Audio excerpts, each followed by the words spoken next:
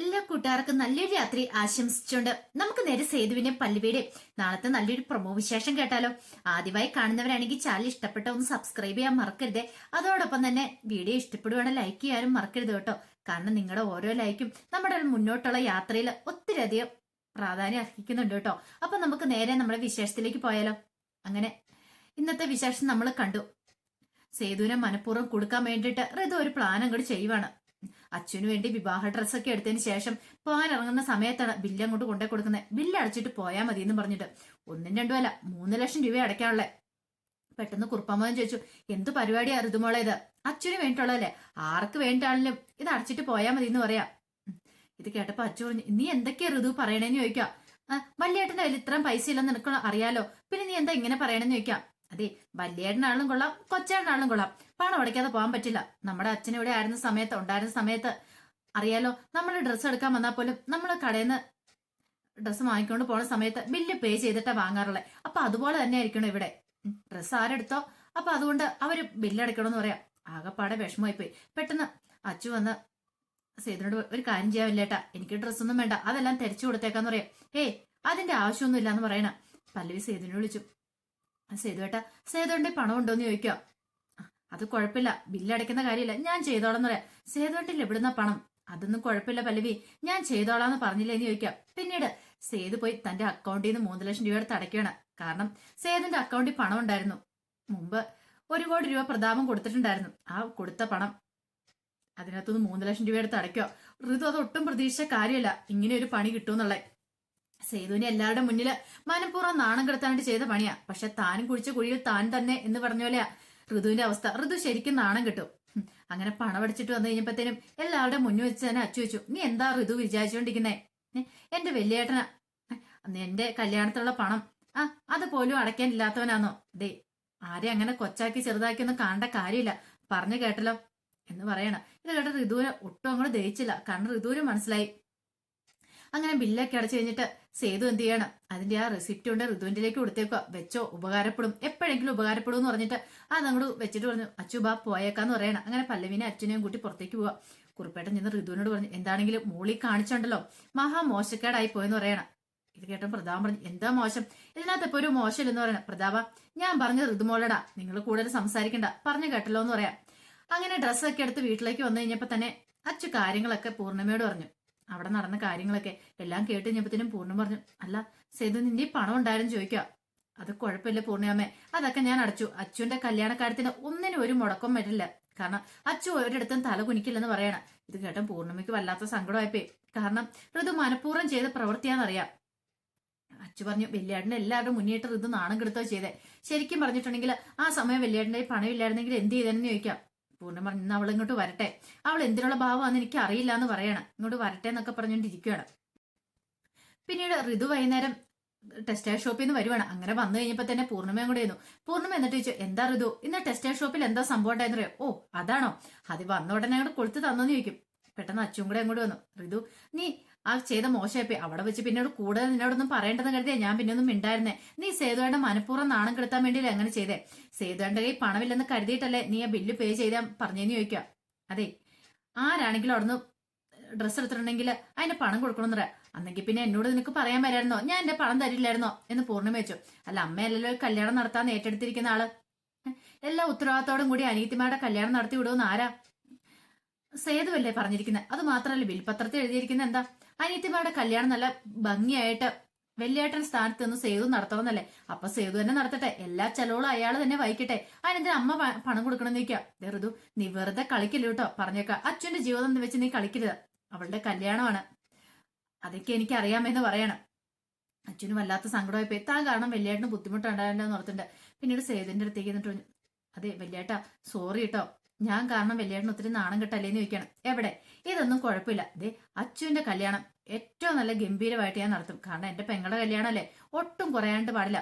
പൊന്നുമടത്തിലെ മാധവമേനന്റെ മകളുടെ കല്യാണം ഒരു പക്ഷേങ്കില് അച്ഛൻ ഇരുന്ന സമയത്ത് എങ്ങനെയാണോ ആഘോഷിക്കാൻ തീരുമാനിച്ചിരുന്നത്, അത്ര നല്ല ഗംഭീരമായിട്ട് തന്നെ നമ്മളതും കൂടെ ആഘോഷിക്കുമെന്ന് പറയണം. അങ്ങനെ അച്ഛന് ചേർത്ത് പിടിക്കാം. ഈ സമയം പല്ലവിയും കൂടെ തന്നെ, ആഹാ എന്താ വെള്ളിയേട്ടനും പെങ്ങളും കൂടെ ഭയങ്കര സ്നേഹത്തിനാണെന്ന് പറയാം. അത് പിന്നെ അങ്ങനെയല്ലേ വരുവുള്ളൂ എന്ന് ചോദിക്കുകയാണ്. അങ്ങനെ അവര് സംസാരിച്ചുകൊണ്ടിരിക്കുകയാണ്. പിന്നീട് വൈകുന്നേരം പല്ലവി അങ്ങോട്ടേക്ക് വരുമ്പോഴാണ് അവിടെ നിന്ന് സ്വാതി ഫോൺ വിളിച്ചോണ്ടിരിക്കുന്നുണ്ട്. പെട്ടെന്ന് പല്ലവി നോക്കി കഴിഞ്ഞപ്പോ നിർത്തുന്നില്ല ഫോൺ വിളി. കുറെ സമയമായി തുടങ്ങിയിട്ട്. താരയായിരിക്കും പോലും വിളിച്ചോണ്ടിരിക്കുന്നിടത്ത് പല്ലവിയെ ശ്രദ്ധിച്ചു. പിന്നീടാണ് മനസ്സിലായത് ഇന്ദ്രനെയാണ് ഫോൺ വിളിച്ചോണ്ടിരിക്കുന്നത്. പല്ലവിക്കാണെങ്കിൽ നല്ല ദേഷ്യം വന്നു. കാരണം ഇവളോട് എത്ര പറഞ്ഞാലും അവൾക്ക് മനസ്സിലാവില്ല. 2 കിട്ടിയാൽ മാത്രമേ പഠിക്കുള്ളൂ. കുറെ സമയമൊക്കെ പല്ലവി നോക്കിയിരുന്നു വെക്കുന്നോടം വരെ. അതിന് ശേഷം പല്ലവി എന്നിട്ട് പറഞ്ഞു, അതെ ഇതങ്ങനെ ശരിയല്ല എന്ന് പറയാണ്. അങ്ങനെ കോള് കട്ട് ചെയ്തിട്ട് സ്വാധിച്ചു, എന്ത് ശരിയല്ലാന്ന്? അതെ ഈ സംസാരം ശരിയല്ലെന്ന്. അത് ഞാൻ തീരുമാനിച്ചോളാം ശരിയാണോ അല്ലേത്. ഞാൻ ആരെ വിളിക്കണോ വേണ്ടെന്ന് തീരുമാനിക്കുന്നത് ഞാനാ. നിങ്ങൾ അതിനകത്ത് കൂടുതൽ ഇടപെടണ്ടെന്ന് പറയാം. ഒരു കാമനും കൂടെ വന്നിരിക്കുന്നു എന്ന് പല്ലവിയുടെ മുഖത്ത് നോക്കി പറയണം. നിങ്ങൾ എന്തിനാ ഇവിടെ വന്ന് താമസിക്കുന്നേ? ഞാൻ ആരെങ്കിലും ഫോൺ വിളിക്കുന്നുണ്ടോന്നോ അല്ലെങ്കിൽ വേറെ എന്തെങ്കിലും നോക്കാനാണോ? എന്റെ കാര്യം നോക്കാനായിട്ട് എനിക്കറിയാം. പറഞ്ഞു കേട്ടല്ലോ. കൂടുതലൊന്നും പറയാനായിട്ട് എന്നോട് വരണ്ടെന്ന് പറയണം. ഇത് കേട്ട് കഴിഞ്ഞപ്പോഴത്തേനും വല്ലാത്ത സങ്കടമായ പല്ലവിക്ക്. പല്ലവി പറഞ്ഞതേ ആ ഇന്ദ്രന് അത്ര ശരിയല്ല ആള്. അത് നിങ്ങൾ തന്നെ തീരുമാനിച്ചാൽ മതിയോ? നിങ്ങളുടെ ഭർത്താവായിരുന്നല്ലോ. അല്ലേലും അതങ്ങനെയാണല്ലോ. നല്ലത് നായ്ക്ക് ചേരില്ലെന്ന് പറഞ്ഞാൽ നിനക്ക് ചേരത്തില്ല. കാരണം നിങ്ങളുടെ സ്വഭാവം അങ്ങനെയാണല്ലോ. നിങ്ങൾക്ക് അപ്പൊ കാമുകനെ മതിയല്ലോ. അതിന് വേണ്ടല്ലേ ആ പാവം ഇന്ദ്രേട്ടനെ ഇട്ടിട്ട് നിങ്ങൾ പോന്നേന്ന് ചോദിക്കാം. ഞാൻ കണ്ടിടത്തോളം വെച്ച നല്ല മനുഷ്യനായുള്ള അയാൾക്ക് ഒരു കുഴപ്പമില്ല. പിന്നെ മാനസിക രോഗിയാന്ന് പറഞ്ഞാൽ നിങ്ങൾക്കാണ് ശരിക്കും പറഞ്ഞാൽ മാനസിക രോഗമുള്ളത്. എന്നെ കൊണ്ട് ഇനി കൂടുതലും നിങ്ങൾ പറയിപ്പിക്കണ്ടെന്ന് പറയണം. ഇത് കേട്ട് കഴിഞ്ഞപ്പോഴത്തേനും നല്ല ദേഷ്യമായി. പിന്നെ കൂടുതലൊന്നും പല്ലവി പറയാൻ പോയില്ല. പല്ലവിക്ക് അറിയാം ഇനി എന്തേലും പറയാൻ പോയിട്ടുണ്ടെങ്കിൽ അവൾ ചുമ്മാ ഓരോന്ന് ചൊറിഞ്ഞു വർത്താനം പറഞ്ഞുകൊണ്ട് വരുമെന്ന്. പിന്നീട് പിറ്റേ ദിവസം രാവിലെ പതിവ് പോലെ തന്നെ പല്ലവി എഴുന്നേറ്റ് അങ്ങോട്ട് ഹാളിലേക്ക് വരുന്ന സമയത്താണ് പ്രതാപനെ അങ്ങോട്ട് വരുന്നുണ്ട്. പ്രതാപൻ രാവിലെ തന്നെ പൂർണ്ണിമേനെ കാണാനായിട്ട് അങ്ങോട്ട് വന്നേക്കാണ്. അങ്ങനെ പൂർണ്ണിമയായിട്ട് സംസാരിച്ചുകൊണ്ടിരിക്കുക. ഈ സമയത്ത് പല്ലവി അങ്ങോട്ട് വന്നിട്ട് പറഞ്ഞു, അല്ല പൂർണ്ണിമേ, നേരത്തെ ആ ഗോതമ്പൂരി വന്നിട്ട് കുറച്ച് കാര്യങ്ങളൊക്കെ പറഞ്ഞില്ലായിരുന്നോ ഇവിടുത്തെ അച്ഛന്റെ മരണത്തെക്കുറിച്ച്? അല്ല അതിനെക്കുറിച്ച് പൂർണ്ണിമ ഇനിയൊന്നും പറഞ്ഞു കേട്ടില്ല എന്ന് പറയാണ്. ഇത് കേട്ട് കഴിഞ്ഞപ്പോ പ്രതാപന്റെ മുഖത്തേക്ക് പല്ലവി ശ്രദ്ധിച്ചു. അതൊന്നും അറിയാൻ വേണ്ട, പ്രതാപന്റെ മുഖം എങ്ങനെയാണെന്ന് അറിയാൻ വേണ്ടിയിട്ടാണ് പല്ലവി അത് ചോദിച്ചു തന്നെ. പ്രതാപന്റെ മുഖത്ത് എന്തെങ്കിലും കള്ളത്തരം വരുന്നുണ്ടോ, പ്രതാപൻ എന്തെങ്കിലും ചെയ്ത് കുറ്റക്കാരനാണോ എന്ന് അറിയാൻ വേണ്ടിയിട്ടായിരുന്നു. പെട്ടെന്ന് തന്നെ പ്രതാപന്റെ മുഖം അങ്ങോട്ട് വിളർന്ന് പെട്ടെന്ന് പല്ലവി ശ്രദ്ധിച്ചു. അല്ല അത് പിന്നെ തിരുമേനി അതിനെക്കുറിച്ചൊന്നും പറഞ്ഞല്ലോ. അല്ല അതല്ല, എന്തേലും ചെയ്യണമെങ്കിൽ അങ്ങനെ എന്തേലും പരിഹാരക്രിയകളൊക്കെ ചെയ്യണമെങ്കിൽ നമുക്ക് ചെയ്യാം. ഒരുപക്ഷെ അച്ഛന്റെ കല്യാണത്തിന് മുമ്പ് എല്ലാ കാര്യങ്ങളും ചെയ്യണം. അതും പറഞ്ഞില്ലേ മരണത്തിന് എന്തൊക്കെയോ ദുരൂഹതകൾ ഉണ്ടെന്ന് പറഞ്ഞില്ലേ, നമുക്ക് അതിനെക്കുറിച്ചൊന്ന് അന്വേഷിക്കണ്ടേ പൂർണ്ണിമെന്ന് ചോദിക്കും. അത് ശരിയാ, ഈ അച്ഛന്റെ കല്യാണത്തിനിടയ്ക്ക് അതൊക്കെ ഞാൻ അങ്ങോട്ട് മറന്നു പോവാന്ന് പറയാം. അതിന് വെച്ച് താമസിപ്പിച്ചുകൂടാ. എന്താണെങ്കിലും എത്രയും പെട്ടെന്ന് തന്നെ ഒരു കാര്യം ചെയ്യാം. പൂർണ്ണിമ പോലീസ് ഒരു കംപ്ലൈന്റ് കൊടുക്കുക. മരണത്തിൽ ദുരൂഹതയുണ്ടെന്ന് കാണിച്ചുകൊണ്ട് കംപ്ലൈന്റ് കൊടുക്കുക. നമുക്ക് എങ്ങനെയാന്ന് അറിയാലോ എന്ന് പറയാണ്. ഇത് കേട്ടതും പ്രതാപം പറഞ്ഞു, അതൊക്കെ എന്തിനാ അതിനൊക്കെ പോന്നേ? ദേ ഇപ്പൊ കല്യാണമാണ്. ഇപ്പൊ കല്യാണത്തിൽ മാത്രം പൂർണ്ണിമ ശ്രദ്ധിച്ചാൽ മതി. വേണ്ടാത്ത കാര്യങ്ങളൊന്നും തലയിടാനൊന്നും പോണ്ട. വെറുതെ എന്തിനാ?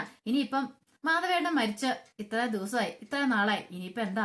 ഇനിയിപ്പം ഒരു കുഴപ്പമില്ലെന്ന് പറയാണ്. ഇത് കേട്ടതും പൂർണ്ണിമ പറഞ്ഞു, നിനക്കെന്താ പ്രതാപ ഒരു കംപ്ലൈന്റ് കൊടുത്തിട്ടെന്ന് ഓർത്തോണ്ട് എങ്ങനെ എന്തെങ്കിലും ദുരൂഹത ഉണ്ടെങ്കിൽ അതിന്റെ ചുരുൾ അഴിയണ്ടേന്ന് ചോദിക്കുകയാണ്.